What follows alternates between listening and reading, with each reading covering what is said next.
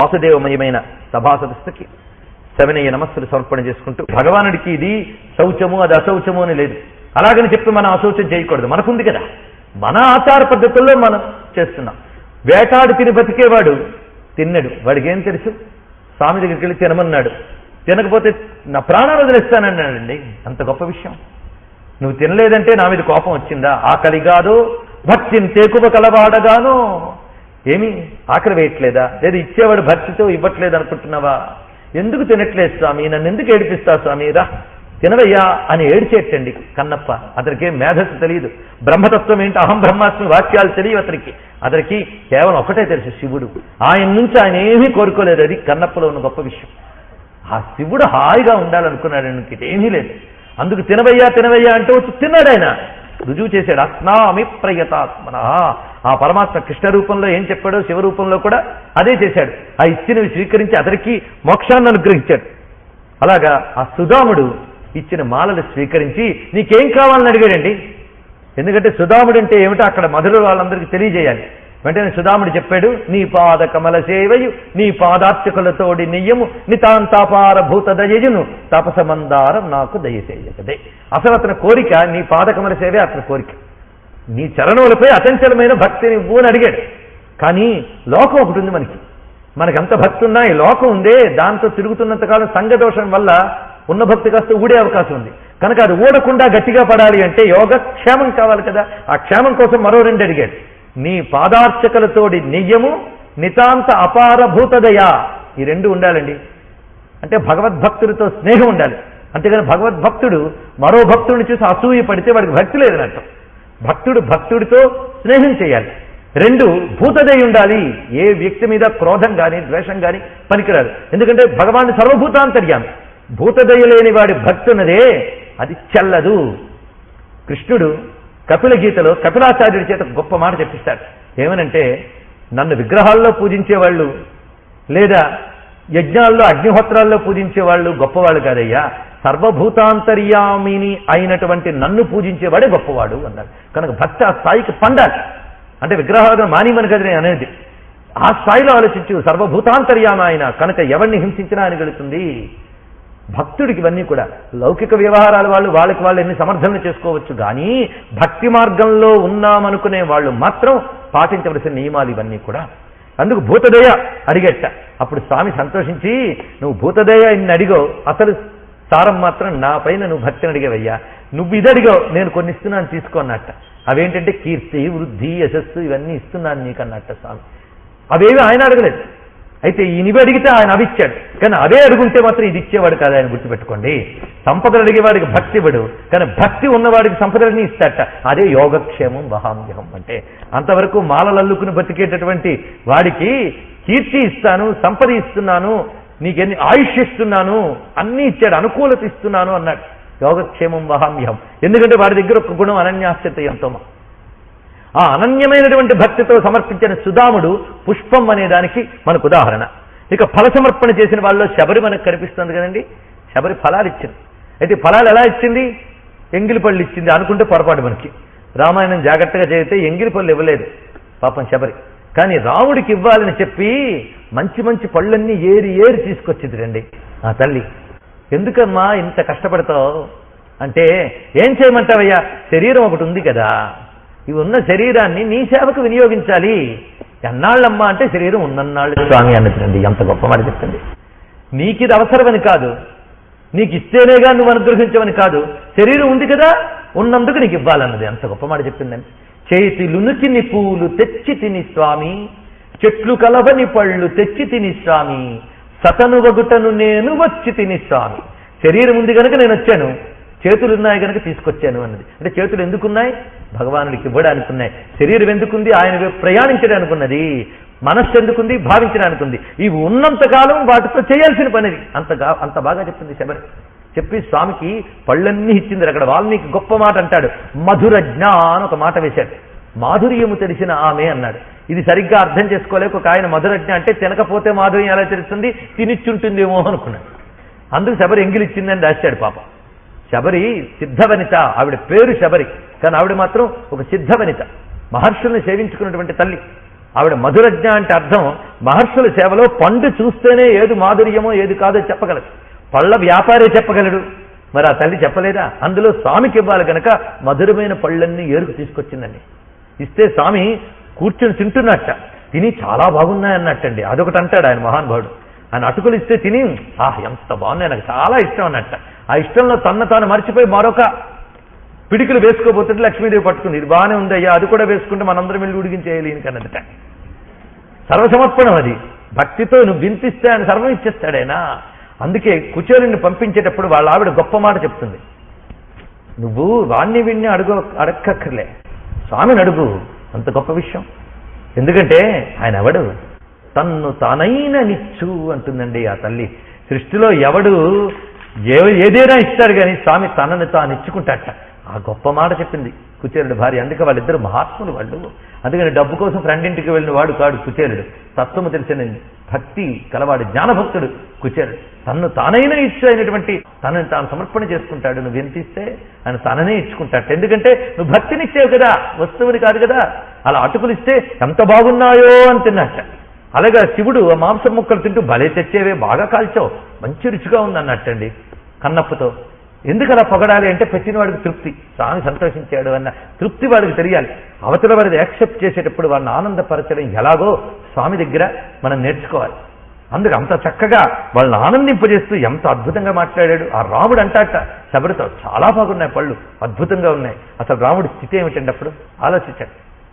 రాముడు మానవుడే అయితే మాత్రం అలా ఉండడండి. రాముడు దేవుడు కనుక అలా ప్రవర్తించాడు. ఇది ఒక్కడు చాలు రాముడు దేవుడు అని చెప్పడానికి.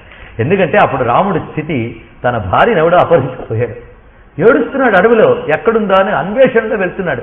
ఆ అన్వేషణలో వెళుతూ ఉంటే రామా అని పిలిపించింది. ఎవరా అని చూసేట. ఈ అడవిలో ఎప్పుడూ రాలేదు, కొత్త ప్లేస్. ఇక్కడ కూడా నన్ను పిలిచేవాడు ఎవడరా అనంటే లక్ష్మణుడు అంట, ఇది వేదములలోని మాట అని. రామా ఇది వేదాల్లో పేరన్నాడు. అంటే వేదాల్లో నువ్వు ఉన్నావని తెలిసి, వేదాలు తెలిసిన ఒక మహాత్మురాలు అప్పటి నుంచి నేను కొరుచుకుంటుంది, నువ్వు పుట్టక ముందు నుంచి. ఆ కొరుచుకుంటున్నందుకే నువ్వు ఇక్కడికి వచ్చావు, నాకు చూపిస్తున్నావు మాయ ఏమి ఎరగనట్టు. నీ భక్తురాలు ఇక్కడ ఉందని చెప్పి నువ్వు ఇక్కడ వచ్చావు. ఎంత దయామయుడుండి. అయోధ్యలో ఆయన కూర్చుంటే శబరి వెళ్ళలేదు. శబరి ఎక్కడుందో అక్కడికి వచ్చాడు రాముడు. తన భక్తులున్న చోటుకు వెతుక్కొచ్చాడండి. ఆ రేపల్లలో ఉన్న కృష్ణ పరమాత్మ మధురకు వచ్చి సుధాముడి తలుపు తట్టాడే తప్ప సుధాముడు రేపలికి వెళ్ళలేదు. ఆయన వెతుక్కుని వస్తాడు భక్తుల కోసం. అలాగా ఆ వచ్చి అంత బాధలో ఉన్నవాడు నవ్వేటండి తల్లిని చూసి. ఎందుకంటే నా బాధ ఏదో నాది, నా భక్తురాలను బాధ పెట్టకూడదు. అంతేగాని అసలే నేను నా భార్య ఎక్కడుందో తెలియ ఏడుస్తుంటే నువ్వేంటో మధ్యలో అని విసుక్కోలేదు ఆయన.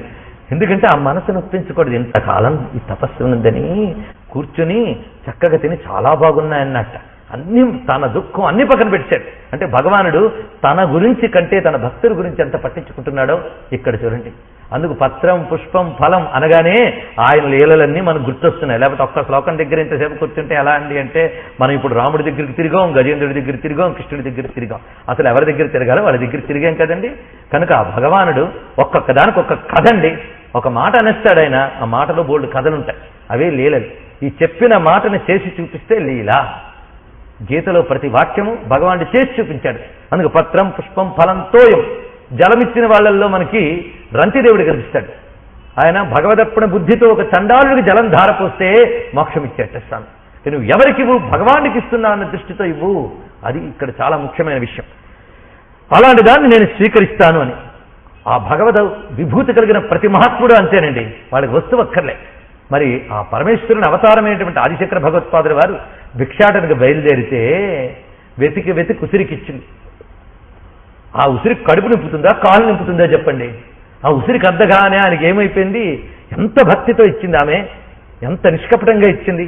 ఆ నిష్కపటంగా ఇచ్చినందుకు దాన్ని పుచ్చుకుని ఆయన మనసు కరిగిపోయింది. అసలే ఆయన శృతి స్మృతి పురాణానాం ఆలయం కరుణాలయం. ఆ దయతో ఆ తల్లిని ప్రార్థన చేస్తే కనబడింది లక్ష్మీదేవి. కనబడి ఏంటైనా పిలిచేవండి. ఆయన పిలిస్తే వెంటనే పలుకుతుందండి. పలకదా మరి అపర శంకరుడు ఆయన. అందుకు ఏమిటి ఆయన పిలిచావంటే, పాపం ఈ దరిద్రానికి సంపద ఇవ్వు అంటే, సంపద కానీ దరిద్రం కానీ వాళ్ళ కర్మ బట్టి వస్తాయి. ఈమె ఇంతవరకు సంపద పొందడానికి అనువైన యోగ్యమైన కర్మ గత జన్మలోనే చేయలేదు, ఈ జన్మలోనే చేయలేదు.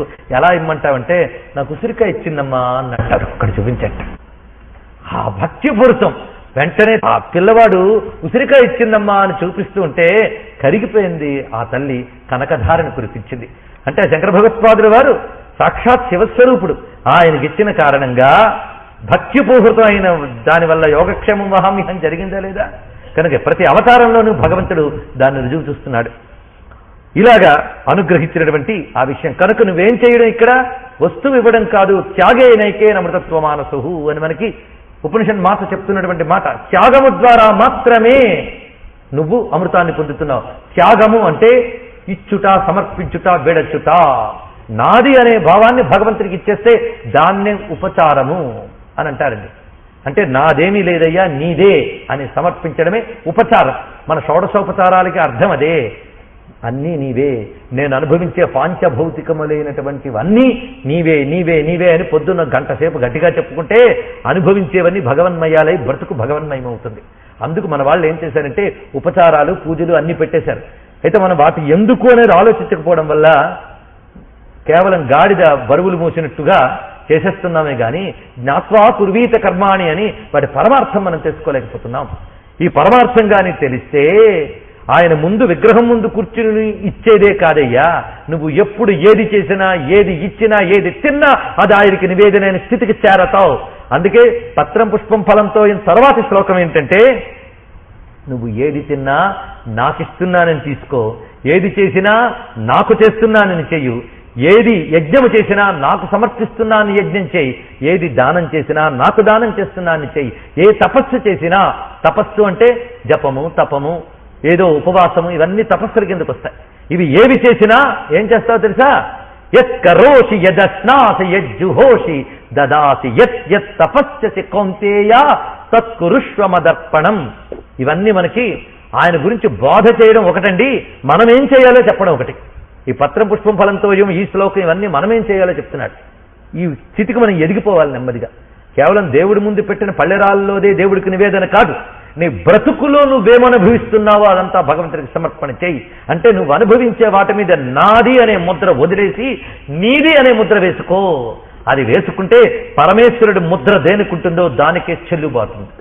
అరచేయంత కాగితం అండి, మన సంతకాలు ఉంటే చెల్లదు. గవర్నమెంట్ సంతకం పెట్టి అది కరెన్సీ అంటే చెల్లుతుంది. ఎందుకు? దాని మీద గవర్నమెంట్ ముద్ర ఉంది. అంతేగా నీకు ప్రింటింగ్ ప్రెస్ ఉంది కదా అని ముద్ర వేస్తే దొంగ నోట్ అన్నారు. కనుక నాది అనే అహంకారంతో నువ్వు అనుభవించే వస్తువులన్నీ దొంగ నోట్లు. అది భగవంతుడిది అనేటువంటి ముద్ర వేసి తీసుకున్న వస్తువు మాత్రమే అసలైన కరెన్సీ ఈ జగత్తులో. కనుక ప్రసాద బుద్ధి ఉండాలి, పదార్థ బుద్ధి ఉండకూడదు. ప్రసాదం ఎప్పుడైంది? సమర్పిస్తే ప్రసాదం అయింది. చూడండి, భగవానుడికి అభిషేకం చేసే ముందు అన్ని పదార్థాలు దగ్గర పెట్టుకుంటారు. ఆ శివుడికి అభిషేకం చేసేటప్పుడు అప్పుడు వాటి పేర్లు ఏమిటి? ఇది కొబ్బరి నీళ్లు, ఇది ఆవు పాలు, ఇవన్నీ పెట్టాం. అభిషేకం చేసేసాక అవి ఏంటండి అంటే తీర్థం అన్నాం, మరొక పేరు లేదు దానికి. ఆయనకి ఇచ్చే వరకే వాటికి గుర్తింపు. ఆయనకి ఇచ్చిన తర్వాత అన్నీ కలిపి ఒకటే తీర్థం. ఆయనకి ఇచ్చే ముందు అరటిపళ్ళు, పులిహోర, దద్దోజనం, చక్ర పొంగలి. ఆయనకి ఇచ్చిన తర్వాత అంతా కలిపి ప్రసాదం. అక్కడికి వచ్చినప్పటికి పదార్థం పోయి ప్రసాదం అయిపోయింది. ప్రసాదం అంటే అనుగ్రహం, ప్రసాదానికి శక్తి ఉంది. అందుకు ఏదో అక్కడ పెట్టినవే కాదు, నీ బ్రతుకులో అనుభవించేవని కృష్ణార్పణమును పుచ్చుకో. నేను తిని ఆయనకి ఇచ్చాను ఎలా అనుకుంటావంటే నీలో తినేవాడు ఆయనే. ఎందుకంటే ఆ మాట ముందే చెప్పేశాడు, అహం ఈ సర్వయజ్ఞానాం భోక్తాచ ప్రభుదేవచ. అన్ని యజ్ఞములకు భక్తుని నేనే. అందుకు అన్నం తినడం కూడా యజ్ఞం చేయడమే. ఈ మాట గుర్తుపెట్టుకోండి. నువ్వు ఏ యజ్ఞాలు చేసినా చెయ్యకపోయినా ఈ యజ్ఞం మానవు కదా, మాంతమా చక్కగా తింటాం. యజ్ఞం చేస్తున్నావు అంటే ఎలా చేస్తాం? శుచిగా, శుభ్రంగా, పద్ధతిగా ఉంటాం కదా. కనుక అన్నం తినడం యజ్ఞం చేస్తున్నామని స్పృహ ఉన్నవాడు అడ్డమైన గడ్డి తినడు. అందుకని ఏ తిన్నా దేవుడిదే గనక నేను అన్ని తింటూ ఉంటానండి, అదంతా పూజే అంటే చమత్కారంగా తప్పించుకుంటున్నావా, నిజంగా ఈశ్వరుడికి అర్పిస్తున్నానని తింటున్నావా, నీకే తెలియాలి. మన వాళ్ళు ఏం చేశారంటే, నీకు భావన సిద్ధించడం అంత తేలిక కాదు, ముందు చేయడం మొదలెట్టు. చేయడం మొదలెడితే ఎప్పుడుకో తెలుస్తుంది. చిన్నప్పుడు చూడండి కొన్ని శ్లోకాలు మంచిది బట్టి పట్టిస్తారు, అప్పుడు శ్లోకం అర్థం కూడా మనకు తెలియదు. కానీ పెద్దయిన తర్వాత ఏ మహానుభావుడు కలిపి అర్థం చెప్తుంటే ఎక్కువ మనకు అర్థమైపోతుంది. మీరు చిన్నప్పటి నుంచి విన్నాం, శుక్లాంబరదనం విష్ణు శివర్ణం చతుర్భుజాన్ని అర్థం చెప్తే పరమానందంగా వింటాం మీరు. ఎందుకంటే చిన్నప్పటి నుంచి విన్నారు. అసలు పరిచయమే లేకపోతే తర్వాత చెప్పినా అర్థం కాదు.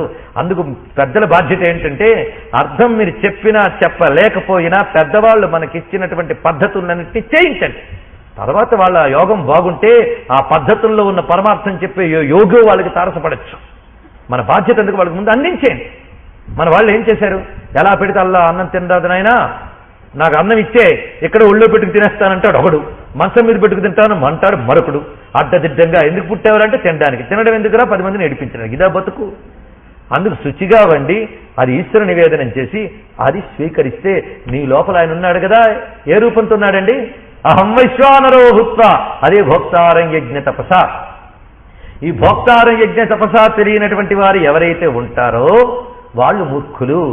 వాళ్ళు కేవలం అగ్నిలో పోసేదే దేవుడికి వెళుతుంది అనుకుంటారు, లేదా దేవుడి విగ్రహం ముందు పెట్టేదే దేవుడికి వెళుతుంది అనుకుంటారు. కానీ ఆయన ఎదురుగా వచ్చినప్పటికీ కూడా సర్వత్రా భగవాన్ని చూడలేని వాళ్ళు, ప్రేమ అనే ఎలిమెంట్ లేని వాళ్ళు ఆ విధంగా చూస్తారు. ఈ కథ అంతా మనకి చక్కగా మళ్ళీ భాగవతంలోనే చెప్తున్నాడు. ఆ మహానుభావుడు ఎలా వచ్చాడు మీ అందరికీ తెలుసు. పిల్లలందరితో పరిస్థితి వెళ్తుంటే పిల్లలందరూ ఆకలేస్తోంది అన్నట్టు.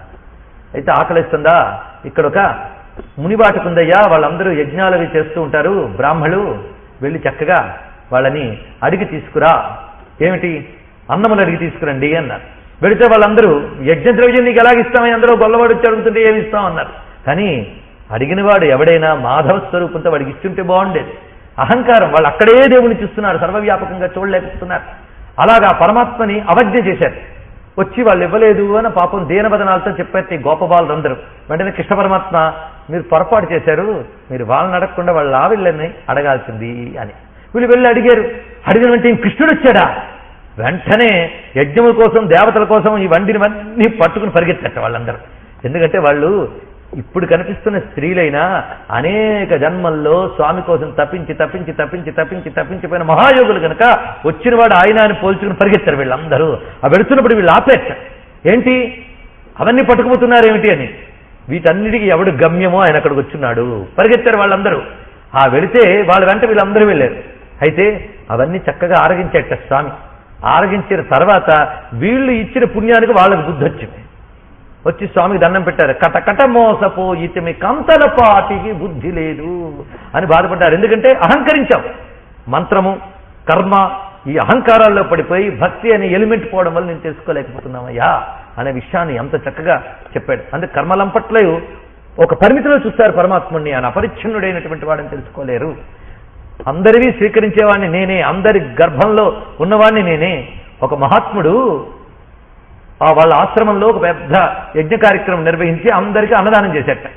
అయితే అన్నదానం చేసిన వాడికి ఒక తృప్తి కావాలి. ఏంటంటే ఎక్కువ ఎంతమంది తింటే వాడికి అంత ఆనందం. తన శిష్యుడిని పంపించి ఎంతమంది తింటున్నారో చూసిరారా అన్నట్టు. ఈ శిష్యుడు నిజమైన శిష్యుడండి. కొందరు శిష్యులు చెప్పిన పని చేయడమే తప్ప గురువుగారు చెప్పింది ఏమీ మనసుకు అంటది వాళ్ళకి. అలాంటి మహాత్ములు కూడా ఉంటారు శిష్యుల్లో. అలాంటి ఆ శిష్యుడు పరిగెత్తికి వెళ్ళాడు అక్కడికి. ఆ వెళ్ళేది తిరిగి వచ్చి చెప్తున్నట్టు గురువుగారితో, ఒక్కడే తింటున్నాడండి అని. అయ్యో ఇంత వండింది ఒక్కడే తింటున్నాడా అని బయటకు వచ్చి చూస్తే వందల మంది తింటున్నట్ట. ఇదేమిటి ఇంతమంది తింటుంటే నువ్వు ఒక్కడే తింటున్నావని చెప్తున్నావు ఏంటంటే అందరిలో ఉన్నటువంటి అహం వైశ్వానరో భూత్వ ఒక్కడే కదండి అని చెప్పండి. నాయన నీకు నేను చెప్పింది బాగా అర్థమైంది నీకు అని చాలా చెప్పాడు అక్కడ. అందుకు సర్వజీవుల్లో ఆరగించేవాడు ఆయనే, నీలో మాత్రం ఆయన కాదు. ఆయనకి ఇస్తున్నానని తిను. ఆ తిన్న అన్నం నీ బుద్ధిని బాగు చేసేలా శక్తిగా మారుతుంది. ఆయనకిస్తున్నాను అనే భావన లేకుండా తింటే అది ఒట్టి భౌతిక శక్తి అవుతుంది. ఆయనకిస్తున్నాననే భావనతో తింటే అది ఆధ్యాత్మిక శక్తి అవుతుంది. ఎందుకంటే తినే తిండి వల్లే శక్తి బుద్ధి రెండు పెరుగుతాయి. అందుకు ఆ తినే తిండిని ముందు భగవంతుడికి నివేదించి తర్వాత ఈయనకి కడుపులో నివేదించి. అందుకే మన పెద్దవాళ్ళు ఏది తిన్నా భగవదర్పణం చేస్తారు. అంతేకాదు ఏ జపం చేసినా కృష్ణార్పణం. ఒక ఆయన పాపం జపం చేసి కృష్ణార్పణం చేసి బాధపడ్డాట. ఎందుకంటే నా పెద్దవాళ్ళు చెప్పారని చేస్తున్నానని ఇంత జపం చేసి కృష్ణార్పణం చేస్తే ఎలా అండి అన్నట్ట. నాకేమిటి అని. పిచ్చివాడా, నువ్వు అలా అర్పిస్తే ఏం జరుగుతుందో తెలుసా? నీకేం కావాలో నువ్వు తెలియదు, పిల్లాడివి. నువ్వు కానీ అర్పణ చేసిస్తే ఆయన నువ్వు 108 జపం చేసావు.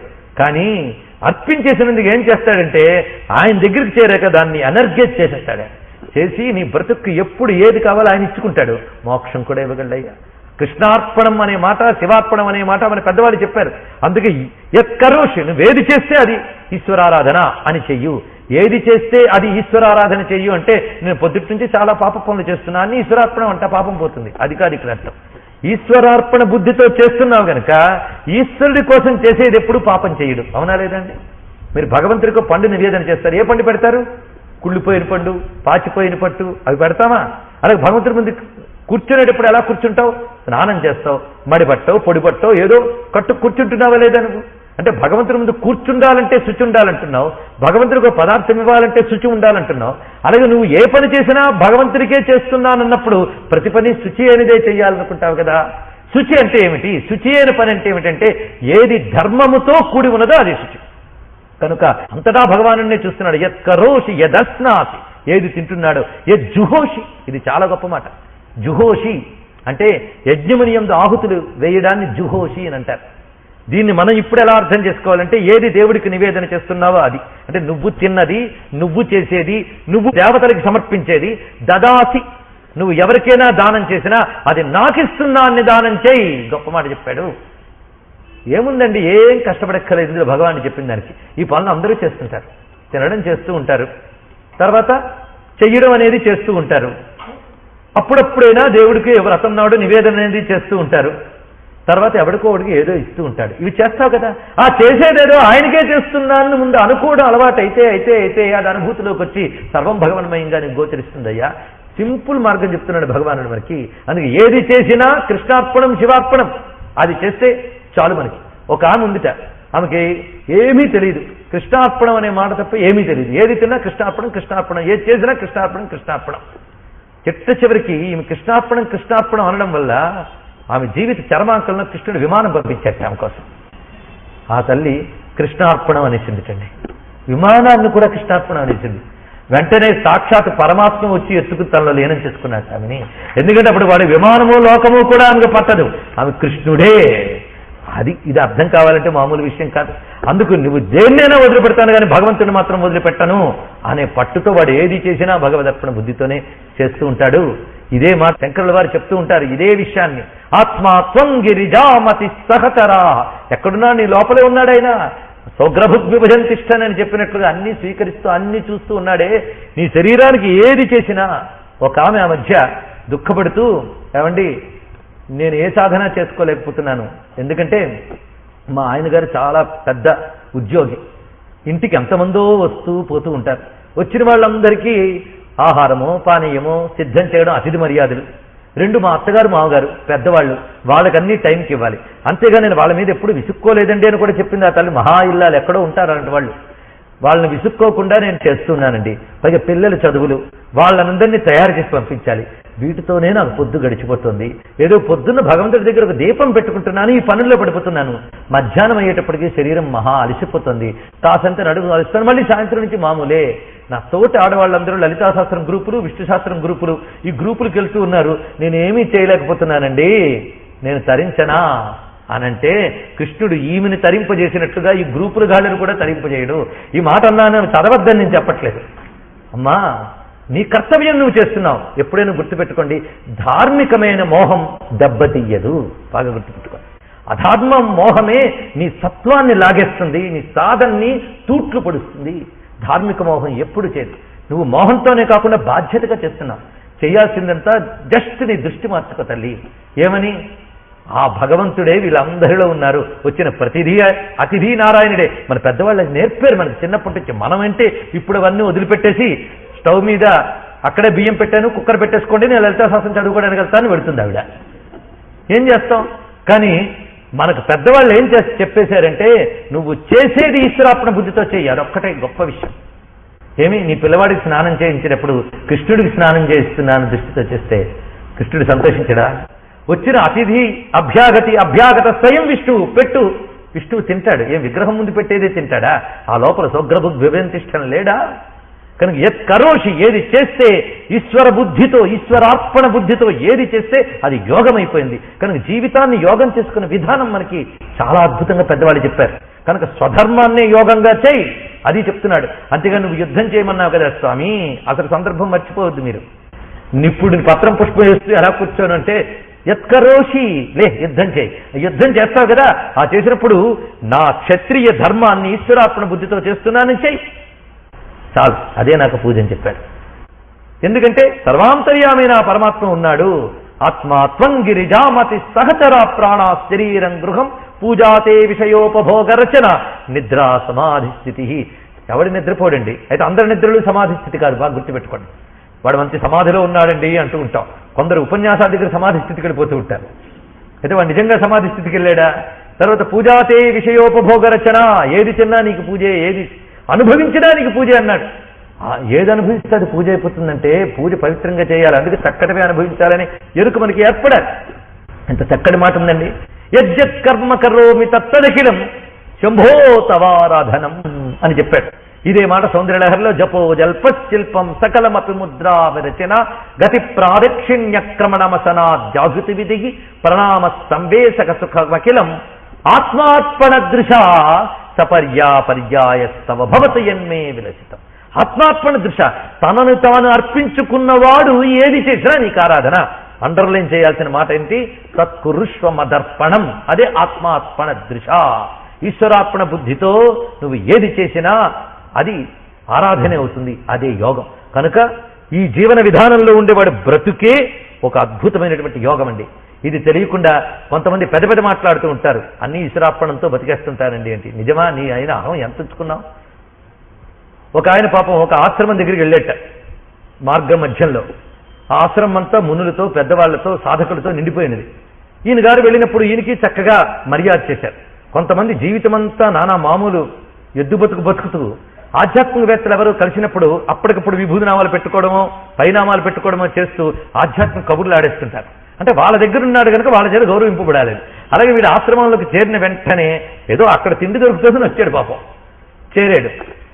తెల్లవారుజామున ఆశ్రమవాసులు అందరూ లేచి స్నానానికి వెళ్తున్నట్టు 3:30-4 గంటలకల్లా. వెళుతూ ఉంటే ఇతన్ని నిద్ర లేపారు వాళ్ళ పద్ధతి ప్రకారంగా. అయ్యా లే, నువ్వు కూడా రా స్నానానికి అని. ఆయన గారు నిద్ర మత్తులోనే లేచి, నాకు ఈ బాహ్య స్నానాలు ఇవ్వక్కర్లేదు, నిరంతరం జ్ఞానగంగలోనే స్నానం చేస్తున్నాను అన్నట్ట. ఒక మూర్ఖుడా అనుకున్నారు. వీళ్ళందరూ వెళ్ళి స్నానానికి వెళ్ళి వచ్చేశారు. మధ్యాహ్నం మంచి భోజనం పెట్టారండి, నెయ్యి వగేరాలన్నీ వేసి పెట్టారు. రాత్రి పడుకున్నాడు ఆయన, గొప్ప దాహం వేసింది. గురువుగారు ఒక ఏర్పాటు చేయించారు. ఎందుకంటే విషయం తెలుసుకున్నాడు ఆయన. అతడు గదిలో మాత్రం మంచినీళ్ళు లేకుండా చేయండి, మంచి నేతి భోజనం బాగా పెట్టండి అన్నట్ట. ఆ రాత్రి వీళ్ళకి దాహం వేసింది, వీళ్ళకి బయట గడి వేసేట. దాహం దాహం అరుస్తున్నాడు పాపం. అప్పుడు ఆ శిష్యుడు వచ్చి, జ్ఞానగంగతో నేను తీర్చుకోనాయన అని చెప్పి పెట్టాడు. అందుకు ఇవండి చెప్పాల్సింది, అది కాదు. పెద్ద పెద్ద యోగులు లాంటి వాళ్ళే మనకు కనిపిస్తున్నారు. ఒక యోగి గారు పాపం భిక్షాటనకి వెళ్ళేట. వెళ్ళేటప్పుడు ఆ యజమాని వచ్చే లోపల ఆ వీధి తలుపు తెరిచింది కనుక మొదటి హాల్లోకి వచ్చాడు. ఆ హాల్లో బీరువాలో ఒక వెండి పాత్ర ఉందిట. చక్కగా సంగ్రహించి జోలిలో వేసుకున్నాడు. ఈ యజమాని వచ్చేటప్పటికల్లా ఎక్కడ కనిపెట్టేస్తాడని, ఇంత ఆలస్యం చేసావు కనుక నీ భిక్షను నేను స్వీకరించిన వెళ్ళిపోతున్నట్ట. నిలబెడితే ఎక్కడ కనిపెట్టేస్తాడు అని. అయితే ఈయన వెనకాల వెళ్ళి, స్వామి భిక్షను స్వీకరించి స్వామి అన్నాడు. నేను భిక్షను స్వీకరించిన వాడిని చెప్పిస్తాను జాగ్రత్త, శాపం పెడతాను జాగ్రత్త అన్నాడు. శాపం తర్వాత పెడతావు కానీ పాత్ర అక్కడ పెట్టన్నట్ట. అంటే వెండి పాత్ర ఏమిటి, నువ్వేమిటి, నేనేమిటి, సర్వం కల్విదం బ్రహ్మ అన్నట్ట. వెంటనే నేను కర్ర గట్టిగా చేసి గట్టి కొట్టేట. ఏమిటి కర్రతో కొడుతున్నావంటే, నువ్వేమిటి, నేనేమిటి, కర్ర ఏమిటి, సర్వం కల్విదం బ్రహ్మ అన్నట్టు. వాళ్ళకి అదే పాఠం అండి. కనుక మధ్య మధ్యలో వేదాంతాలు పట్టుకుని మాట్లాడే వాళ్ళందరూ ఇలా ఉంటారు. కనుక పరమాత్మ ఏం చెప్తున్నాడంటే, ఈ యోగం గురించి ముందే చెప్పిన మాటలు గుర్తుపెట్టుకోండి. రాజవిద్యా రాజవిద్య యోగంలో వర్ణనల్లో శ్రద్ధగా వినండి. ధర్మ్యం అనే మాట వేశాడు స్వామి. అంటే ధర్మబద్ధమైన జీవితం, అది మర్చిపోవద్దు. దానికి స్వస్తి చెప్పి మేము అనన్య చింతనండి అంటే అది భక్తి మార్గం కాదు, భ్రష్ట మార్గం అనిపించుకుంటుంది. కనుక చాలా మెలకువ కలిగి ప్రవర్తించాలని ఆయన. ధర్మం భగవంతుడికి ప్రీతిపాత్రమైనది. అందుకు ధార్మికంగా నువ్వు ఆచరించే ప్రతి కర్మ తత్కృష్వమదర్పణం. అలా చేసినట్లయితే అంటే ఒక్కడిక్కడ మనకు తెలిసిపోయింది. నాది నాది అనుకుంటే అపచారం, నీది నీది అంటే ఉపచారం. అదొక్కటే. నాది అని అహంకరిస్తే అపచారం, నీది అని అర్పణ చేస్తే ఉపచారం అయిపోయింది. ఇదొక్కటే జీవన సూత్రం. శుభాశుభ ఫలైరేవం మోక్షసే కర్మబంధనై సన్యాసయోగయుక్తాత్మా విముక్తో మాముపేష్యసి. కాబట్టి నాయన, ఇలా చేయడం వల్ల ఏం జరుగుతుందో తెలుసా? సర్వం భగవన్మయమని చేస్తావు కనుక నీకు అహంకారం అనేది లేదు కనుక నువ్వు చేసే కర్మకి అహంకార స్పర్శ లేదు. అహంకార స్పర్శ లేకపోవడం చేత నువ్వు పుణ్యపాపముల రెండింటి నుంచి విముక్తుడైపోతావు అన్నాడు. ఇదేంటి చూడండి ఇక్కడ. ఎందుకంటే ఏ కర్మ మిగిలినా మళ్ళీ లంపటం రావడం తప్పదు. ఈ రెండూ కూడా దాటిపోతావు, మోక్షాన్ని పొందుతావయ్యా. సన్యాసయోగ యుక్తాత్మ. సన్యాసయోగం అంటండి. ఇదేమిటి అర్థం అంటే, ఇలా చేసిన వాడే సన్యాసయోగం అంట. ఏమిటి ఈ మాట? సన్యసించుట అంటే ముందే చెప్పాడు ఆయన, ఫలత్యాగమే సన్యాసం. కర్మఫలాన్ని ఈశ్వరార్పణ చేయడమే సన్యాసం. అలా ఈశ్వరార్పణం చేసి కర్మను చేయడమే యోగం. కనుక ఫలాన్ని భగవంతుడికి సమర్పించిన సన్యాసం, అలా సమర్పించిన బుద్ధితో కర్మ చేయడం యోగం. అది సన్యాస యోగ యుక్తాత్మ. అటువంటి వాడు విముక్త మాముపేష్యతి. ఏం మాట్లాడతాడండి కృష్ణుడు. అందుకే ఒక్క అధ్యాయం కూడా కదలడంలే. మరి కొంతమంది ఉంటారు మనకి, ఏమని ఏం చెప్పాడనే దాని గురించి కంటే ఏం చెప్పలేదనే దాని మీదే దృష్టి ఉంటుంది వాళ్ళకి. శుభాశుభ ఫలైరేవం మోక్షసే కర్మబంధనై సన్యాసయోగ యుక్తాత్మ విముక్తో మాముపేష్యసి. అలాంటి సన్యాస యోగముతో కూడినవాడు అంటే అర్పణ బుద్ధితో కూడిన కర్మాచరణ చేసే యోగి ఎవడైతే ఉన్నాడో వాడు విముక్తుడై నన్ను పొందుతున్నాడు. నన్ను పొందడం అనేది మోక్షం. విముక్తుడై మోక్షం పొందుతున్నాడు. ఇదేమిటండి విముక్తి అంటేనే మోక్షం. మళ్ళీ ఆ మోక్షం అంటే రెండు మోక్షాలు ఉన్నాయా? ఉన్నాయి. విముక్తుడు అంటే ఇహలోకంలోనే ఈ నిరంతర సమర్పణ భావం చేత ఆ పరమాత్మతో తన్మయం చెంది ప్రారంధం ఉన్నంతకాలం దేహమున్నా అతడి బంధాలు కంటుకోడు, అంటే జీవన్ముక్తుడైపోతాడు. ప్రారంధవశాత్తు దేహం పోయిన తర్వాత ఆ పరమాత్మలో ఐక్యమైపోతున్నాడు. కనుక విముక్త అంటే జీవన్ముక్తి, మాముపేష్యసి అంటే విదేహముక్తి అని రెండింటినీ చెప్పేశాడు ఇక్కడ భగవానుడు. అంత అంటే ఇలాంటి అనన్య భక్తి ఆరాధన ఎప్పుడో ఫలించడం కాదు, ఇక్కడే ఫలించిపోతుందండి. ఎంత బాగా చెప్పేశాడు మనకి. సన్యాసయోగ యుక్తాత్ముడికి ఫలితం ఎక్కడో కాదు, ఇక్కడే లభిస్తున్నది. అంత అద్భుతంగా ఇక్కడ వివరించి చెప్పాడు. ఇలా వీడి పట్ల ఇంత ప్రేమ చూపించేస్తున్నావు స్వామి, నువ్వు ఇలా ఒకడి పట్ల ప్రేమ ఒకడి పట్ల ఇది చేస్తావా అంటే సమోహం సర్వభూతేషు నమే ద్వేష్యోస్తి న ప్రియ. నేను అందరిలో సమంగా ఉన్నాను నాయన, అందరినీ సమానంగానే చూస్తాను. నాకు ఒకడు ద్వేష్యుడు లేడు, ఒకడు ప్రియుడు లేడు. వీడిని ద్వేషిస్తాను, వీడు ప్రీతిపాత్రుడు అని ఎవ్వరి మీద నాకు లేదు సుమా. ఇది స్వామి యొక్క స్వరూపం. స్వామి స్వరూపం ఇందులో చూపించేశాడు. సమోహం సర్వభూతేషు. ఇదే మనకి సమం సర్వేషు భూతేషు నిష్టంతం పరమేశ్వరం వినశ్యత్ సవినశ్యంతం యపశ్యతి సపశ్యతి అని మరొక చోట స్వామి ఎలాగూ చెప్పాడు మనకి. సమోహం సర్వభూతేషు, సర్వభూతముల యందు నేను సమముగా ఉన్నాడు. భూతాలు సమంగా లేకపోవచ్చు కానీ అందులో ఉన్నవాడు మాత్రం సమంగానే ఉన్నాడు. సమో మసకేన సమపృష్టి నా సమో నాగేనా అని మనకు బృహదారణ్యకోపనిషత్తు చెప్తున్నటువంటి గొప్ప మంత్రం. భగవానుడు ఏనుగులోను దోమలోను సమానంగానే ఉన్నట్ట. ఉపాధుల్లో పెద్ద చిన్న కనిపించచ్చు కానీ అస్థిభాతి ప్రియం అనే తత్వం మాత్రం ఒకటే. నామం రూపంలోనే తేడా, అస్థిభాతి ప్రియం మాత్రం ఎక్కడైనా ఒకటి. ఉన్నది, స్ఫురిస్తున్నది, ప్రియమైనది అనే దాది ఏ నేను అనే స్ఫురణ ఉన్నదో అది అన్నిట్లోని సామాన్యమే. కనుక సామాన్యమైన సత్తా, సామాన్యమైన స్ఫురణ. సామాన్యం అంటే జనరు, అందరిలో సమానంగానే ఉన్నాను. అయినప్పటికీ నాకు ఇందులో ఒకటి ద్వేషి ఒకటి ప్రియుడు లేడు. కానీ ఏ భజంతు మాం భక్త్యా మయితే తేషు చాప్యహం. ఎవ్వరిలోనూ నేను లేను అన్నాడు ముందు. ఇప్పుడు ఏం చెప్తున్నాడు? నన్ను భక్తితో భజించే వాళ్ళల్లో నేను ఉంటానంటున్నాడు. ఎంత అభయమిస్తున్నాడండి ఆ స్వామి. అందరిలో సమానంగా ఉన్నప్పటికీ, అందరిలో సమానంగా ఉన్నాను నేను అని తెలుసుకున్నాడు ఎవడో వాళ్ళు నేను ఉండిపోతా. ఎందుకంటే వాడు తెలుసుకున్నాడు కనుక వాడు స్వామి తనలో ఉన్నాడన్న అనుభూతితో వాడు ఉన్నాడు. అది ఉండడం అంటే. స్వామి ఉండడం అంటే అర్థం ఏంటి? స్వామి ఉన్నాడన్న స్పృహతో వీడు ఉండడం, అది ఎక్కడ అర్థం. అంటే పరమాత్మ సర్వవ్యాపకుడు అనే భావం ఎవడిలో ఉందో వాడిలో పరమాత్మ ఉన్నట్లే. అప్పుడు పరమాత్మే సర్వము అనుకున్నాక నేననే అహం లేదెప్పుడు వాడేమయ్యాడు? పరమాత్మతో తాదాత్మ్యం చెందిపోయాడు కనుక వీడు పరమాత్మలోనూ ఉన్నట్లే. కనుక జ్ఞానీతు ఆత్మ ఇవ మే మతం అని ముందు చెప్పిన మాట ఇక్కడ చెప్తున్నాడు. వాడు జ్ఞానభక్తుడు, వాడు సర్వము బ్రహ్మమేమైన స్థితిలోకి వెళ్ళిపోయాడు కనుక వాడిలో నేను, నేనులో వాడు అందుకని వాడిలో నేను తప్ప మరొకట్లేదు. అంటే భగవత్ తత్వచింతన తప్ప మరొకట్లేదు. కనుక నాతో తన్మయమైన వాడు నాతోనే ఉన్నాడు. మిగిలిన వాళ్ళు నాలో లేరు. ఉన్నారా? నా వల్ల ఉన్నా నాలో లేరు. ఎందుకంటే వాడు లోకాన్ని ఆలోచిస్తున్నాడు, ప్రపంచాన్ని ఆలోచిస్తున్నాడు, దీన్ని పట్టించుకుంటున్నాడు. వాళ్ళు నేను ఎలా ఉన్నా వాళ్ళలో నేను లేను, కానీ వీడిలో నేనున్నాను, నాలో వాడున్నాడు. ఎంత చక్కగా చెప్పాడు చూడండి. అయితే అలాంటి మహాత్ములు ఎందరో ఉంటారండి. మనం అంత వాళ్ళం కాం. నువ్వు ఎంత వాడివేనా? ఏం చెప్పాడు? పత్రం పుష్పవి, కీర్తన చేయి, జపం చేయి, ఎన్ని చెప్పాడైనా లేదు. దురాచారుడైనా పర్వాలేదయ్యా, నన్ను ఆశ్రయిస్తే వాడిని నేను బాగు చేసుకుంటాను అన్నాడు స్వామి. అపచేత్సు దురాచారో భజతే మామనన్యభాత్ సాధురేవ సమంతవ్య సమ్యగ్ వ్యవసితో హి సహ క్షిప్రం భవతి ధర్మాత్మ శశ్వచ్ఛాంతిం నిగచ్చతి కౌంతేయా ప్రతిజానీహి నమే భక్త ప్రణశ్యతి. చిట్ట చివరికి చెప్తున్న మాట అండి ఇది మనకి. అపిచేత్సు దురాచారో, ఈ మాట అండి చాలా లోతైన మాట, కొంచెం ఏకాగ్రంగా విందాం. అపి చేత్ అంటే దురాచారుడై కూడా, అపి అంటే కూడా, దురాచారుడై కూడా మాం అనన్యభాక్ భజతే చేత్, చేత్ అనే మాట వేశాడు ఇక్కడ. చేత్ అంటే అయినట్లయితే అని అర్థం. దురాచారుడై కూడా నన్ను భజించినట్లయితే అన్నమాట. అంటే దురాచారుడికి భగవంతుడిని భజించాలని బుద్ధి పుట్టదు. ఒకవేళ సత్సంగం వల్ల, ఏ మహాత్ముల కృప వల్ల, పురాకృత సుకృతం పండో వాడికి నన్ను ఆశ్రయించాలని బుద్ధి పుడితే అది చేత్ అనే మాటకున్నటువంటి అర్థం. అంత చక్కగా వేస్తాడు ఆ స్వామి పదం.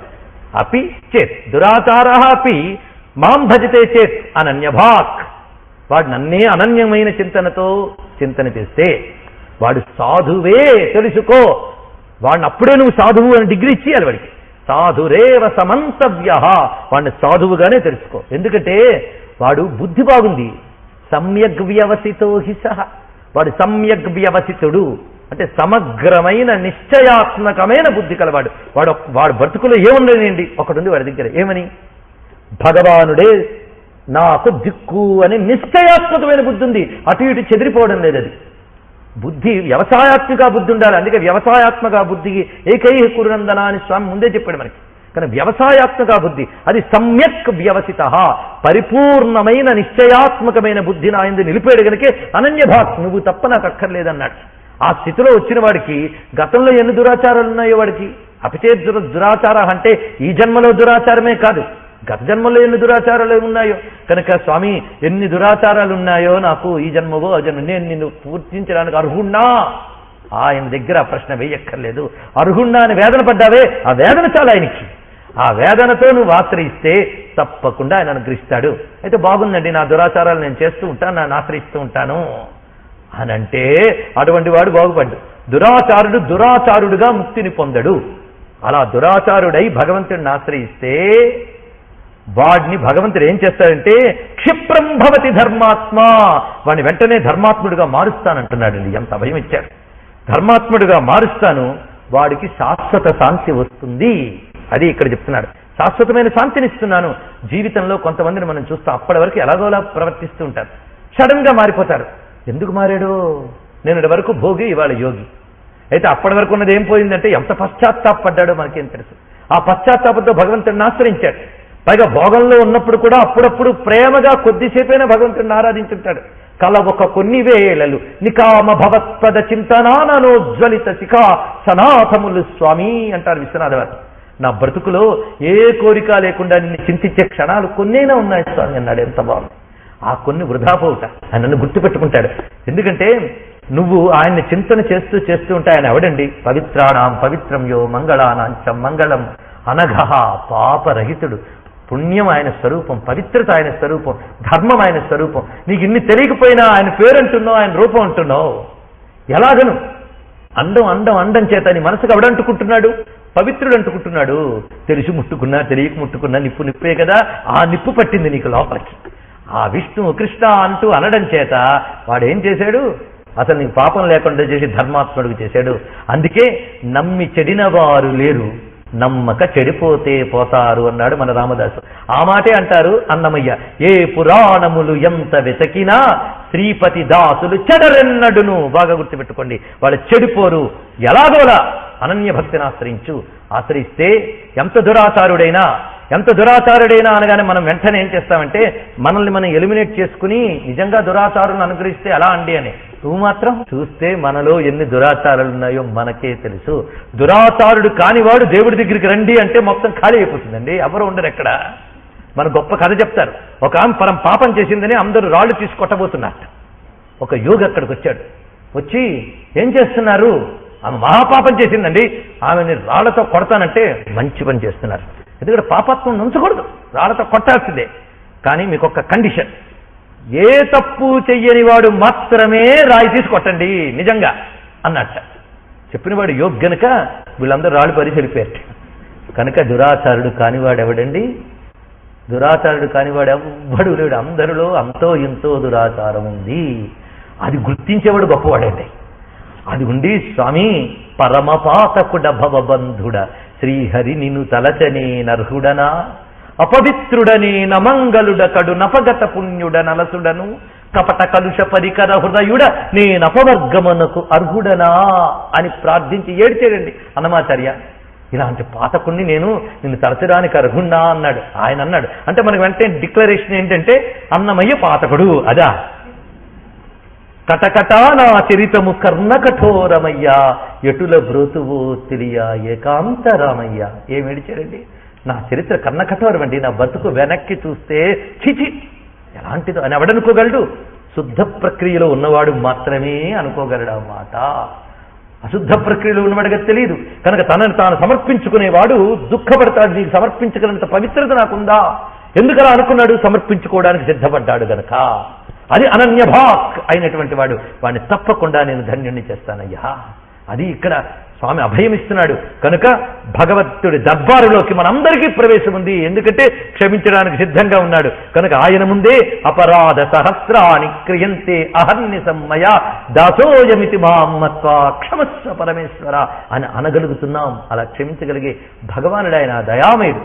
అయితే ఆయన వైపు వెళ్ళడం ప్రారంభిస్తే క్రమంగా నీలోనే గమనించుకో, నీకు మంచి ఆలోచనలు వస్తుంటాయి. భగవంతుడిని నిజంగా ప్రేమగా ఆరాధించేవాళ్ళు, అంతేగాని ఒక కోరిక రెడీ పెట్టుకుని ఇవాళ వ్రతం చేసి రేపు మూట కట్టేసే వాళ్ళ గురించి నేను చెప్పడం లేదు.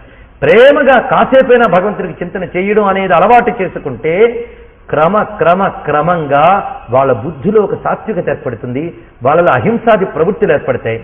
ఒకప్పుడు ఏ వస్తువు కనబడితే దాన్ని కొట్టేవాడు చీమని చంపడానికి కూడా జంకుతాడు. వాడికి తెలియకుండానే లోపల సద్బుద్ధులు పుడుతూ ఉంటాయి. ఎందుకంటే సద్గుణ స్వరూపుడైన పరమాత్మ ఉన్నాడు గనక వాడిలో అలా పెరుగుతూ ఉంటుంది. కనుక విష్ణు భక్తి కాసింత ఏర్పడినా వాడు బ్రతుకు ధన్యమండి. ఏ పురాణములు ఎంత వెదకినా శ్రీపతి దాసులు చెడరెన్నడును. అందుకే స్వామి చిట్ట దగ్గర చెప్తున్నాడు, కౌంతేయ ప్రతిజానీహి అంటే బాగా తెలుసుకోని ఒకటి తెలియజేయి అన్నాడండి. ఈ మాట ఏదో నీకు చెప్పేయలేదు, నువ్వు 10 మందికి చెప్పన్నాడు. ఎంత దయామేడండి స్వామి. ఎవడు రెడీగా ఉన్నాడు చెప్పండి, బాగు చేస్తాను అన్న నా మాటని ప్రతిజానీహి చాటింపు వేయి, తెలియజేయి, అందరికీ తెలియజేయి అన్నాడు. అర్జునుడితో ఆ మాట ఏంటండి? నువ్వు తెలుసుకో అనడం కాదు, అందరికీ తెలియజేయి. ఎలా తెలియజేస్తావు? డాండ నిరదంబుల జాండము నిండ మత్తవేదండమునికి చెప్పు, నన్ను నమ్ముకున్నవాడు పాడైపోడు, నమే భక్త ప్రణశ్యతి. ఏం మాట చెప్పాడండి? అయితే ఇప్పుడు ఈ మాటకి ఈ అర్థం మనం తీసుకున్నాం. మరొక అర్థం చూద్దాం. అపచేత్ సుదురాచారో భజతే మామనన్య భాక్. దీనికి అర్థం ఏమిటంటే అనన్యభాక్కుగా భజించేవాళ్ళు, అది చూడండి గుర్తుపెట్టుకోండి, అనన్యభాక్కుగా భజించేవాళ్ళు అపిచేత్ సుదురాచార, వాళ్ళు కూడా అప్పుడప్పుడు సుదురాచారంగా కనిపించినట్లయితే అది అర్థం చేసుకోవాలి. అంటే భగవద్భక్తులు చాలా మంది ఉంటారు, కానీ ఎంత భక్తుడైనా వాడి జీవితం ఉన్నంతకాలం ప్రారంధం ఉంటుంది. ప్రారంధం ఉన్నప్పుడు ప్రారంధ సంస్కారాలు ప్రేరేపిస్తుంటాయి. అప్పుడు వాళ్ళ ప్రవర్తనలు మనకు అర్థం కావు. మనకు అర్థం కాక వాడేం భక్తుడండి, వాడు అలా ప్రవర్తించాడండి అని అంటుంటాం. అలాగ నన్ను అనన్యాశ్రయం చేసే భక్తుడు దురాచారుల్లా కనిపించినంత మాత్రమున వాడు దురాచారుడు అనరాదు. సాధురేవ సమంతవ్య, వాడు సాధువు మాత్రమే సుమా. ఎందుకంటే వాడెవడు? సమ్యక్ వ్యవసితో హి సహా, వాడికి పరిపూర్ణంగా పరమాత్మకే బుద్ధినిచ్చేసిన వాడు. కనుక వాడి విషయంలో మాత్రం నువ్వు ఇతరులు మంచివాడు చెడ్డవాడు అని సర్టిఫికేట్ ఇచ్చినట్టుగా నా అనన్య భక్తుల విషయంలో తొందరపడి సర్టిఫికేట్ ఇవ్వకు అని చెప్తున్నాడు. అది దీని అర్థం. అంతేకాదు, వాడు ఇవాళ దురాచారుల్లా కనపడచ్చు, క్షిప్రం భవతి ధర్మాత్మ, మళ్ళీ మరుక్షణంలో మహాధర్మాత్ముల్లాగా కనిపించచ్చు. వాడు ఎప్పుడూ కూడా సస్వచ్ఛాంతిం గచ్చతి.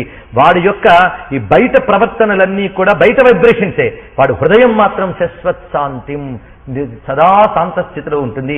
ఇదేంటండి ఇలా చెప్తున్నారు? ఏమైనా మాకు కొంచెం అర్థం ఏంటంటే చెప్తారా అని మీకు అనిపిస్తుంది కదా.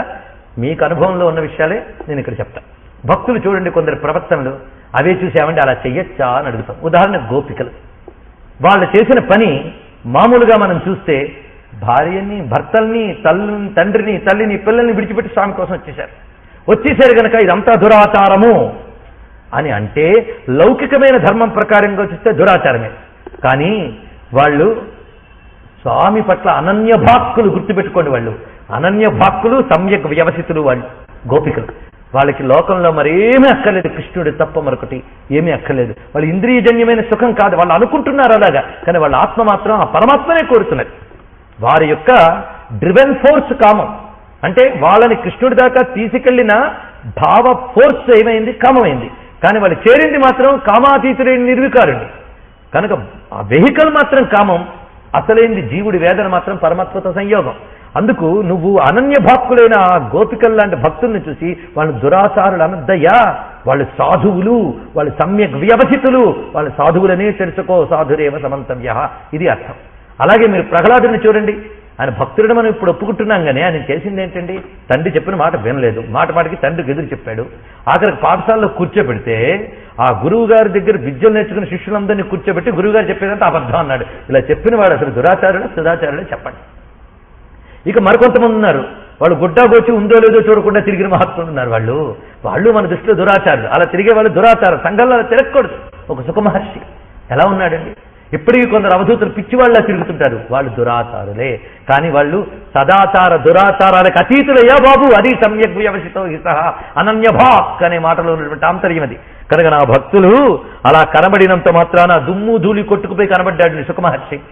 ఆయనలో ఏమైనా చూడ్డానికి మంచి భక్తుడు అని చెప్పుకోవడానికి ఏ వేషం ఉంది? చక్కటి తిలక ధారణ లేదు, జుట్టుని చక్కగా దువ్వుకోలేదు, మడికట్టుకు రాలేదు, ఒంటి మీద బట్ట ఉందో లేదో కూడా తెలియలేదు. ఎలా వచ్చాడు సుఖమహర్షి దగ్గరికి? వచ్చేటప్పటికి పిల్లలందరూ పిచ్చోడు అనుకుని రాళ్ళు వేస్తున్నారు ఆయన మీద. ఆ రాళ్ళు వేస్తుంటే నవ్వుతూ వస్తున్నట్ట. అది చూస్తే ఎంత దురాచారం అండి.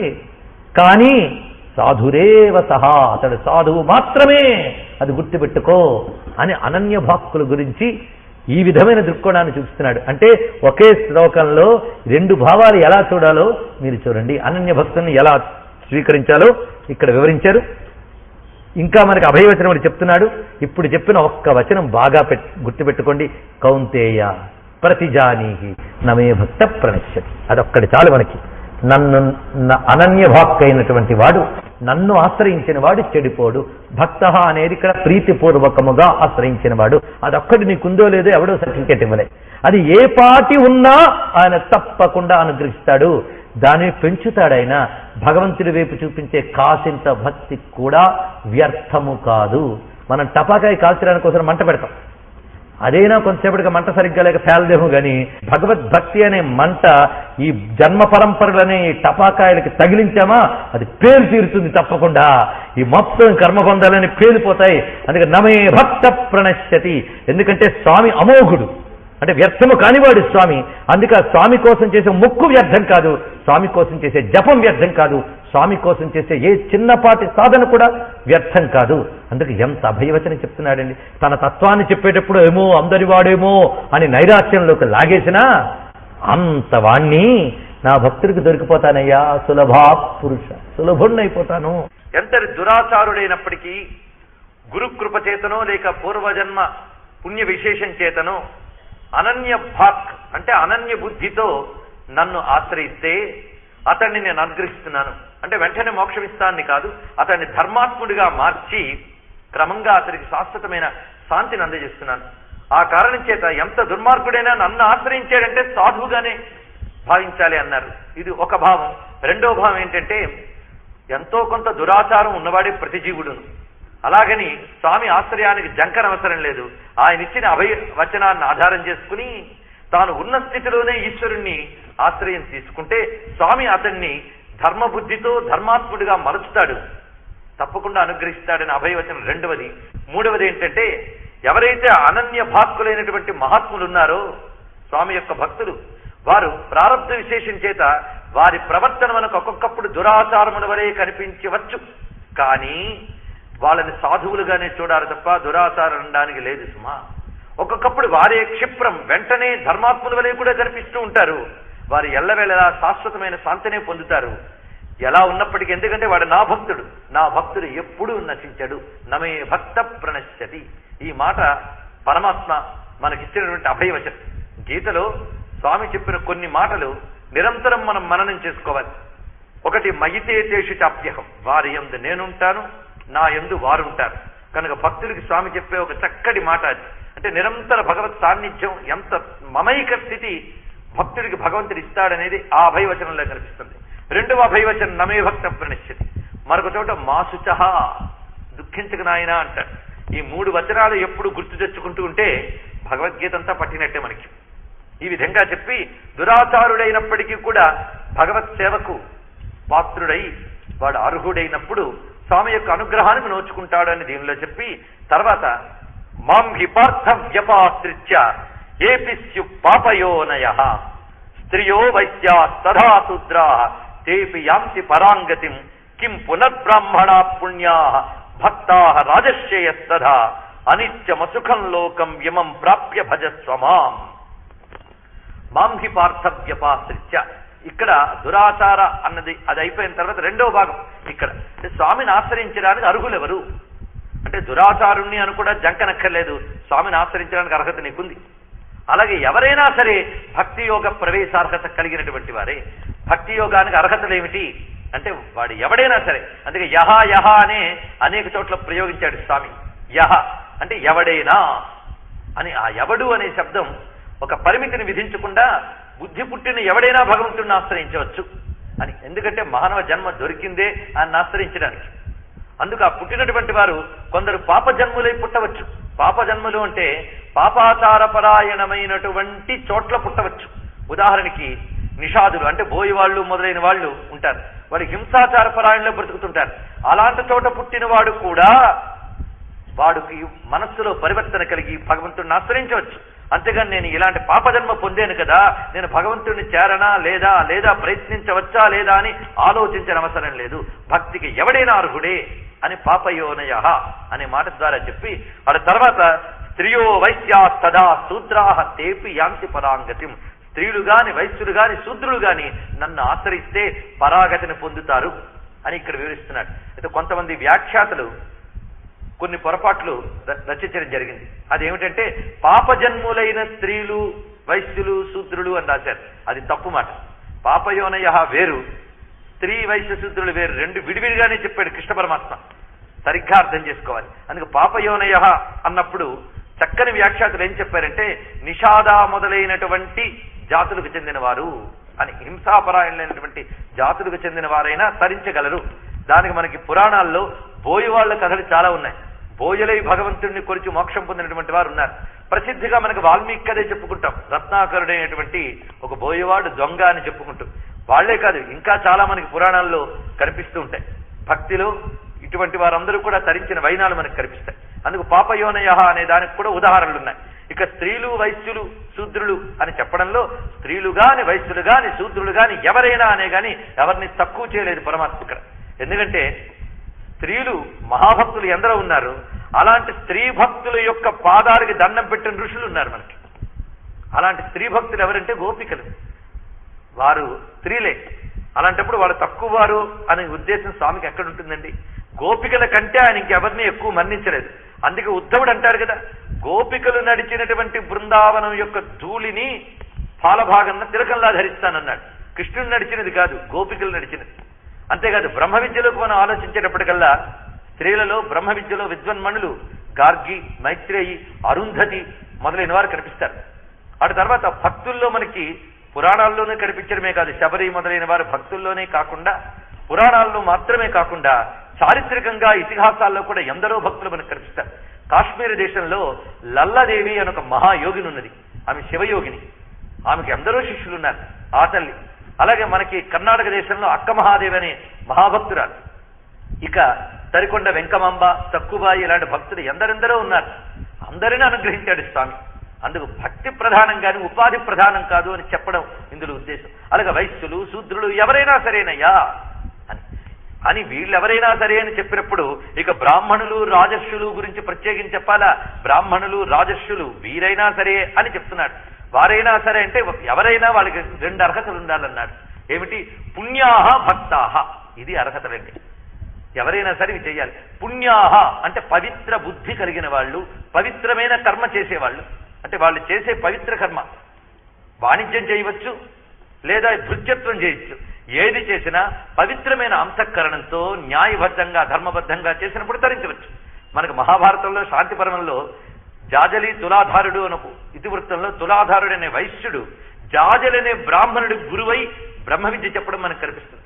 అలాగే ధర్మవ్యాధుడు బ్రహ్మ విద్యను కౌశికుడికి బోధించిన విషయం మన అరణ్య పర్వంలో కూడా చెప్పుకుంటున్నాం. కనుకే బ్రహ్మవేత్తలు తర్వాత భక్తులు అయినటువంటి వారు ఏదో ఒక జాతి యందు మాత్రమే ఉంటారని కాదు, కొన్ని వర్ణముల వారికి అవకాశం ఉండవచ్చు. ఎందుకంటే అందుకే బ్రాహ్మణులు రాజర్షులు అని రెండు మాటలు వేశాడు ఆయన.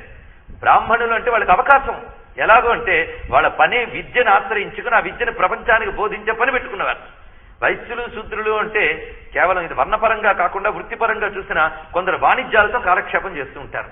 అలాంటి వాణిజ్యాలతో చేసేవారికి భగవంతుడి గురించి చింతనకి ఎక్కువ అవకాశం ఉండదు, లోకంతోనే సగానికి సగం అయిపోతుంది. ఇక భృత్యత్వంతో ఉన్నటువంటి వారు ఆ భృత్యత్వంతోనే కాలం గడుపుతుంది. వాళ్ళైనప్పటికీ కూడా నన్ను ఆశ్రయించి ధరిస్తారు. ఇక స్త్రీలు అంటే గృహకృత్యాలు బాధ్యతలు వీటితోనే అవుతాయి, అయినప్పటికీ వాళ్ళు నన్ను ఆశ్రయించి ధరిస్తారు. ఇక బ్రాహ్మణుడు అయినటువంటి వాడు అంటే వాడు పనే ఈ విద్యతో బ్రతకడం కనుక వాడు తప్పకుండా చేసి తీరాలి వాడు, కనుక వాడు చేసి ధరించుతాడు. తర్వాత రాజర్షులు అన్నాడు, అంతేకాని క్షత్రియులు అనలేదు స్వామి. చూడండి, ఇక్కడ కేవలం పాలన చేసినంత మాత్రాన వాడు గొప్పవాడైపోతాడు కాదు, పాలన చేసేవాడు రాజర్షి కావాలి. రాజర్షి అంటే ధర్మమునందు నిష్ఠ కలిగి పాలన చేసేవాడు రాజర్షి అవుతాడు. ఇదొక్కడు మనం తెలుసుకుంటే చాలు. విద్ధిమాం ఋషిభిస్తుల్యం కేవలం ధర్మమాస్థితం అని రామాయణంలో రామచంద్రమూర్తి ప్రకటించాడు. కేవల ధర్మ మార్గమునందున్న ఋషి వంటి వాడిని నేను అన్నాడు రామచంద్రమూర్తి. కనుక రాజర్షి అంటే ధర్మమునందు నిష్ఠ కలిగిన పాలకుడు అని అర్థం. అలాంటి రాజర్షులు వాళ్ళు నన్ను ఆశ్రయించి తరించుతారు అనడంలో కిం చెప్పడానికి ఏమున్నది అన్నాడు. వాళ్ళు తప్పకుండా తరించుతారు అని. అంటే ధర్మబద్ధమైన పాలన చేసేటప్పుడు ధర్మంతో బద్ధత ఏది చేస్తుంది? భగవద్ విశ్వాసమే ధర్మం యందు బద్ధం చేస్తుంది. ధర్మ విరుద్ధంగా పాలన చేస్తే నా స్వామి నన్ను క్షమించడు, కనుక నా స్వామి ప్రీతి కోసం ధర్మబద్ధంగా పాలన చేస్తాను అంటాడండి రాజు. అలాంటి వాడికి తప్పకుండా మోక్షం ఇస్తానని స్వామి చెప్తున్నాడు. ఇలాంటి వాడు ఎవడైనా ఉదాహరణ చూపించండి అంటే ఆనాటి రాజులందరూ అటువంటి వారి. అందుకే మహానుభావుడు కాళిదాసు ఆ రఘువంశరాజుల గురించి కీర్తిస్తూ సోగం ఆజన్మ శుద్ధానాం అన్నారు. ఆజన్మ శుద్ధులైన మహాత్ములు వాళ్ళందరూ. అలాగే అంబరీషుడు దీనికి ఉదాహరణ. భక్తుడైనటువంటి రాజు అంబరీషుడు. ప్రహ్లాదుడు గొప్ప పాలకుడు. ఇలాగా ఎందరో మహానుభావులు మనకు కనిపిస్తారు.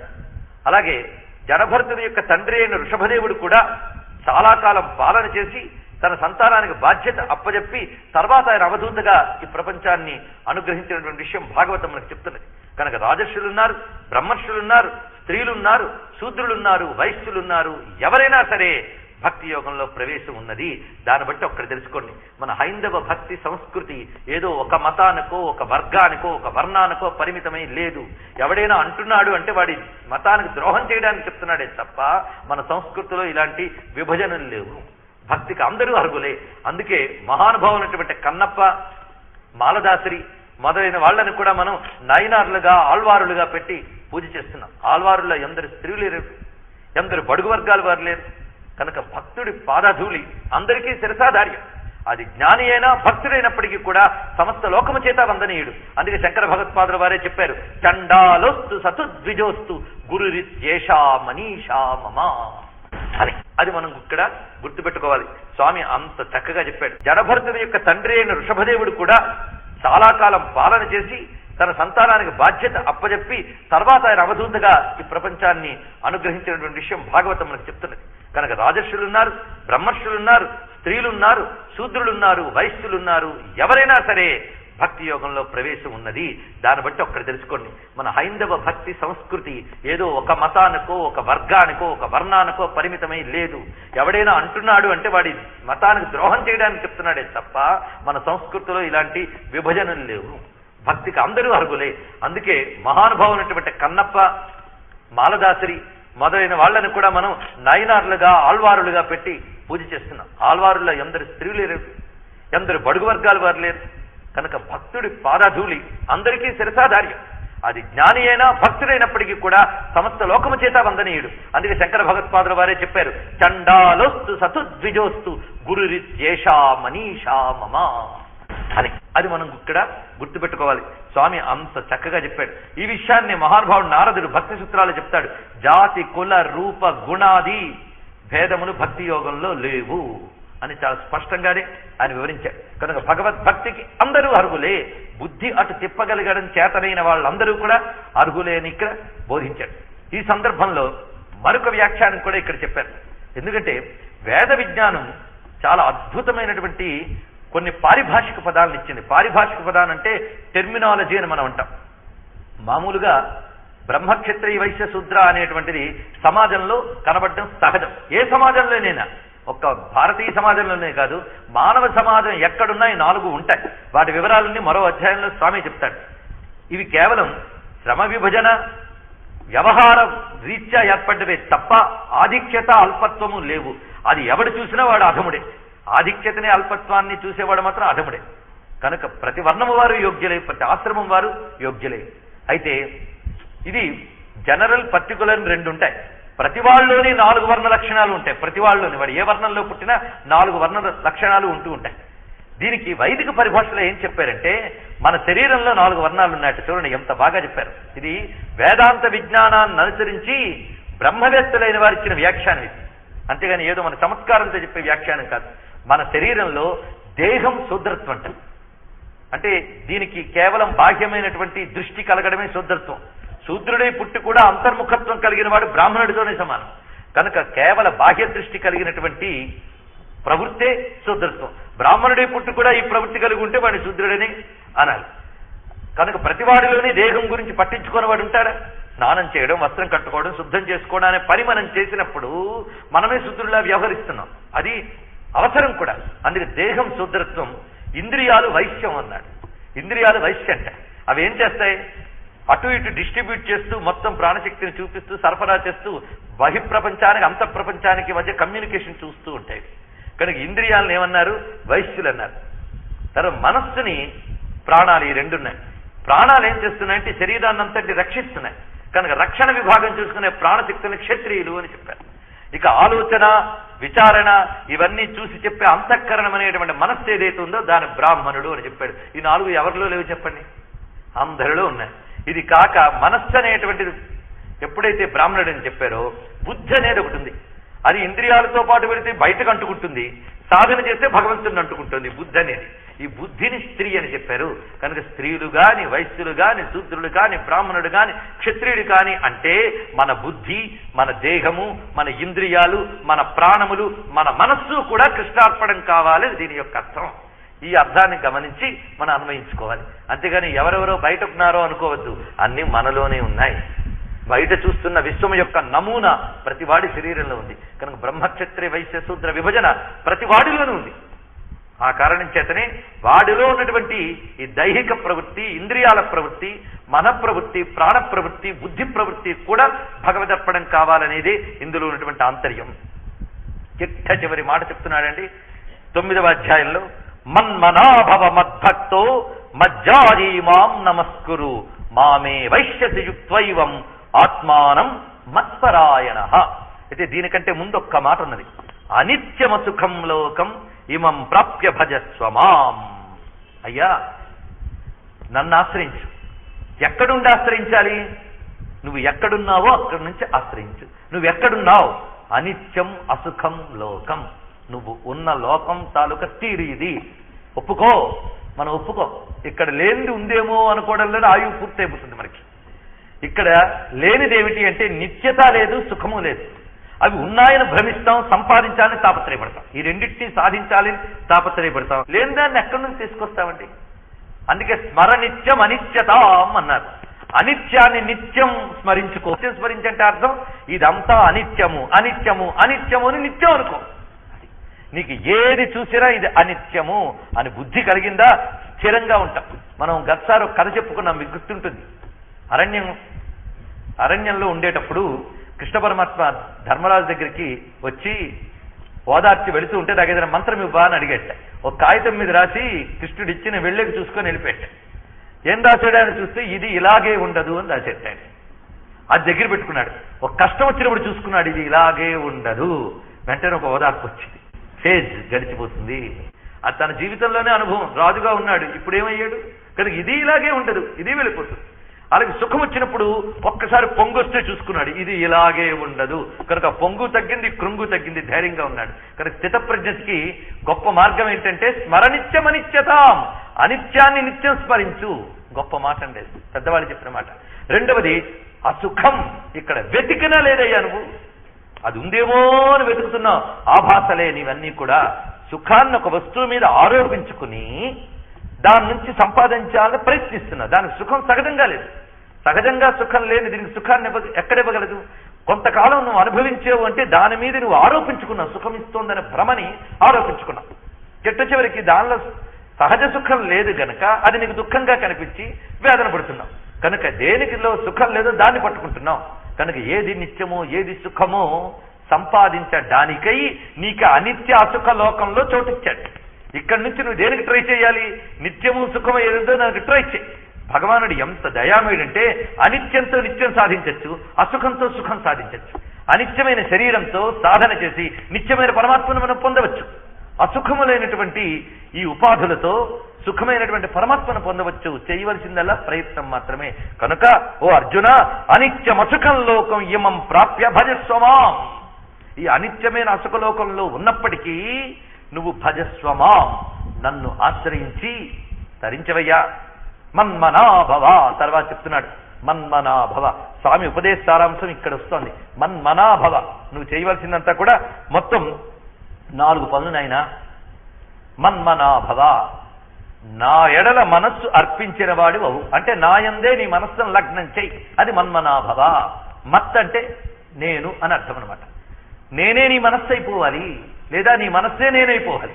మన్మనాభవ అంటే మన మనస్సు భగవన్మయమైపోవాలి. అదైపోతే ఇంకా బాధ లేదు. మనోలయమే మోక్షం. మనస్సు భగవన్మయమైపోవాలి. మద్భక్త అంటే భగవంతుడి ఎడలా ప్రీతి కలిగిన భావన ఉండాలండి. ప్రీతిపూర్వకమైన ఆశ్రయం. మధ్యాజీ, నన్ను యజించు అన్నాడు. యజించుట అంటే ఆరాధించుట అని. ఎందుకంటే ఏ కర్మ చేసినా యజ్ఞార్థం కురు కర్మ అన్నాడు. యజ్ఞముగా కర్మను ఆచరించు అంటే భగవదారాధనా బుద్ధితో ఏ కర్మ చేసినా యజ్ఞం అవుతుంది. కాబట్టి నా ఆరాధనా బుద్ధితో కర్మ చెయ్యు, అది మధ్యాజీ అంటే. మాం నమస్కురు, నన్ను నమస్కరించన్నాడండి. చిట్ట చివరి మాట నమస్కారం చేయన్నాడు. ఇది సులభంగా ఉంది మనకి. మన్మనాభవ మద్భక్తో మధ్యాజీ కంటే మాం నమస్కురు చాలా బాగున్నట్టుంది. కానీ అసలైన కష్టం ఇది. ఆ 3 బాగా చేస్తేనే మాం నమస్కురు నీకు అర్థమవుతుంది. కానీ మనకు ఫస్ట్ నమస్కురే సులభంలా కనిపిస్తుంది. ఏముంది నమస్కారం అంటే? నమస్కారం బాబు సులభం, అనడం సులభం, చెయ్యడం సులభం. కానీ నిజమైన నమస్కారం చేయడం మహా కష్టం. ఈ 3 చేసిన వాడికి నిజమైన నమస్కారం చేయగలిగే శక్తి తెలుస్తుంది. నమస్కారం మామూలు మాట కాదండి, చాలా శక్తివంతమైన మాట. నమస్కారం ఎలా చేస్తాం? ఎవరైనా క్రియారూపంగా 2 చేతులు కలుపుతాం కాదండి. కొందరు ఉన్నారండి నమస్తే అని పెట్టేవాళ్ళు అన్నారు. అలా కనిపిస్తే ఆ చేతిని నరికినా పాపం లేదని పిప్పలాదులనే మహాత్ముడు ధర్మశాస్త్రంలో చెప్పాడు. నేను చెప్పలేదు. ఒంటి చేతి నమస్కారం చేస్తే చెయ్యి నరికేసిన పాపం రాదుట. 2 చేతులు కలపాలి. ఆ కలిపేటప్పుడు అంజలి ముద్ర, ముకుళ ముద్ర అని 2 ముద్రలు ఉన్నాయి. ముకుళ ముద్ర అంటే ఇది, లేదా అంజలి ముద్ర. 2 ఒకటే చెప్తున్నాయి, జోడించు. ఈ మాట ఎలా నమస్కారం పెట్టాలి అనేటటువంటి ప్రొసీజర్ కూడా మనకి వేదం చెప్పింది. దశ ప్రాచీర్దశోధీచీర్దశోధ్వా అని 10 చేసి నమస్కరించు. దీన్నే తెలుగులో 5 10 చేత అని అంటారు. ఈ 5 కలిపి 10 చేయడం. ఈ 2 చేతులు పెట్టి నమస్కరించడం అనేది మనకు పెద్దవాళ్ళు చూపించిన పని. అంటే 2గా ఉన్నదాన్ని ఒక్కటి చేయడమే నమస్కారం అండి. అది ఒక్కటి అర్థం చేసుకుంటే చాలు. 2గా ఉన్నదాన్ని ఒక్కటి చేయడం అంటే ధ్యాతని ధ్యేయాన్ని ఒక్కటి చేయడం. ధ్యానించేవాడు ధ్యేయంతో ఏకమవడమే నమస్కారం. కనుక నిజమైన నమస్కారం ఏమిటి అంటే పరమాత్మతో ఐక్యతని పొందడమే నమస్కారం. అందుకే స్వామి ఈ మాటను ఆఖరికి చెప్పాడు. లేకపోతే మామూలుగా నమస్కరించిన ముందే చెప్పి వచ్చు కదా. కనుక అసలైన నమస్కారం ఏంటంటే ముందు మన్మన, మద్భక్త, మధ్యాజి. అప్పటి వరకు 2 ఉన్నాయి. నేను భగవంతుడికి మనస్సునిచ్చాను అనే నేను భావం నీ దగ్గర మిగిలింది. ఆ తర్వాత మద్భక్త, నేను ఆయన్ని ఆశ్రయించాను అని. ఆ తర్వాత మధ్యాజి, ఆయన్ని యజనం చేస్తున్నాం. ఇప్పుడు మా నమస్కురు కలిపేశారు ఆయన. ఇంకా నేను అని అహమేనికి మిగలలేదు. అది స్వామికి అర్పణమైపోయింది. అందుకు మాం నమస్కురు. అది చేస్తే ఏమవుతావంటే మామే వైశ్యసి యుక్త్వైవం.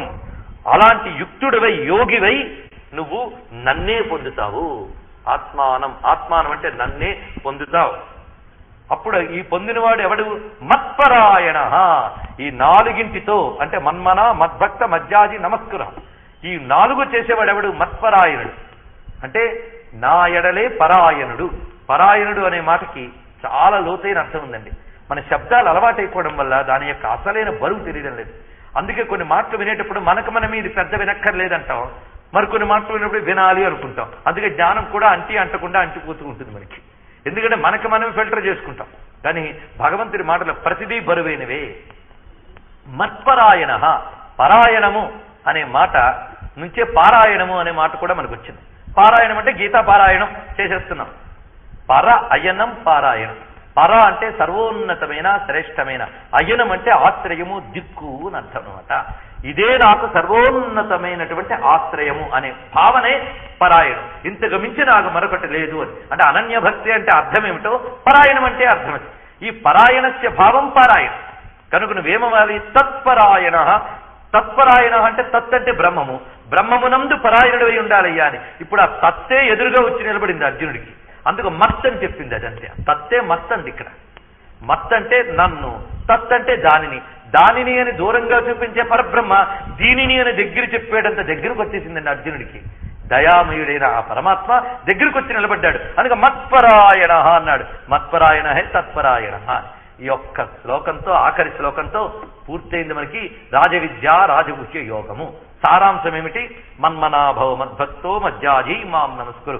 దీనికి అనన్యాస్త్యంత ఎంతో మనకి ఉన్న లింక్ మనం తెలుసుకోవాలి. కనుక ఈ 9వ అధ్యాయంలో మరచిపోలేని శ్లోకాలు, మరచిపోకూడని శ్లోకాలు కొన్ని ఉన్నాయి. గుర్తుపెట్టుకోవాలండి అంటే ఏం చేయాలి? నాకు జ్ఞాపక శక్తి అంత లేదండి అని. ఇలాంటి శ్లోకాలు గుర్తుపెట్టుకోవడానికి జ్ఞాపక శక్తి అక్కర్లేదు, భక్తి అనే శక్తి ఉంటే అవే గుర్తుంటాయండి. మనకు అది లేదు.